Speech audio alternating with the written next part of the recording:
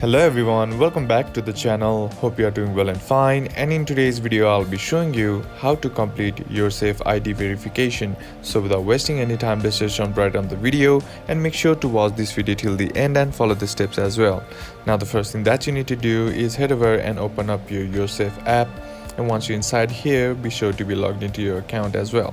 And once you're logged into your account, you'll be seeing your verify your identity option. Now in order to verify your or complete your verification, all you gotta do is simply tap on this option that says verify your ID. Once you tap on it, here you will be sent to this auto capture page.